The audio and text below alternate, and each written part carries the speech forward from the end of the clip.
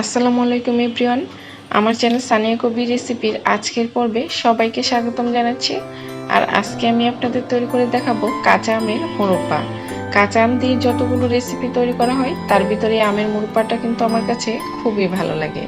আর যারা মিষ্টি খেতে পছন্দ করেন তাদের কাছে তো আরও বেশি ভালো লাগবে।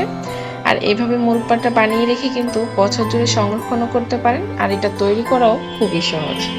তাহলে চলুন আমের মুরব্বা তৈরি করে নিই। আমের মুরব্বা তৈরি করার জন্য এখানে আমি 4 পিস আম ছিলে মাঝখান থেকে কেটে নিয়েছি।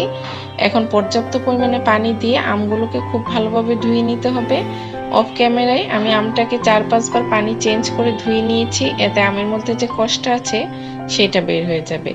এখন একটা কাঁটা চামচের সাহায্যে এইভাবে আমগুলোকে কেচে নিতে হবে।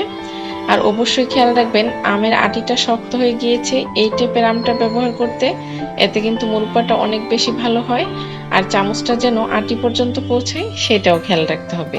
এই একইভাবে এখন সবগুলো আম আমি কেচে নিয়েছি। এখন এতে দিয়ে দিচ্ছি পর্যাপ্ত পরিমাণে পানি, আর দিয়ে দিলাম 2 চা চামচ পরিমাণ লবণ, 1 টেবিল চামচ পরিমাণ ভিনেগার দিয়ে এই পানির মধ্যে আমগুলোকে ভিজিয়ে রাখবো 2 ঘন্টার মতো। এতে আমের যে টকটা আছে সেটা বের হয়ে যাবে। তবে আপনাদের হাতে যদি বেশি সময় থাকে আরো বেশি সময় ধরে এটা ভিজিয়ে রাখতে পারেন, এতে কিন্তু আরো বেশি ভালো হবে মুরব্বাটা। তো 2 ঘন্টা পর আমটাকে আবারও ভালোভাবে ধুয়ে নিয়ে আমি হাত দিয়ে আমের যে পানিটা রয়েছে সেটা খুব ভালোভাবে নিংড়িয়ে নিচ্ছি, আমের মধ্যে যেন কোনো পানি না থাকে। তো এইভাবে আমি সবগুলো আমের পানি নিংড়িয়ে নিব আর চলে যাব মুরব্বাটা তৈরি করতে।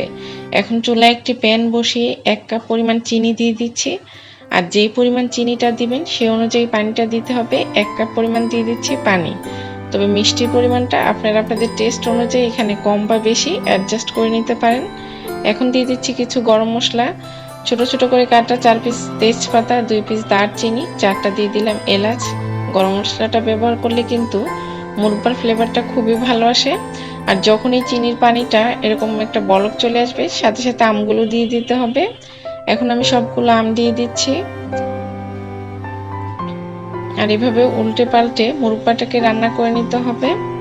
আর অবশ্যই জালটা বাড়িয়ে দিয়ে রান্না করা যাবে না, এতে নিচে লেগে গেলে কিন্তু মুরব্বাটা খেতে একদমই ভালো লাগবে না।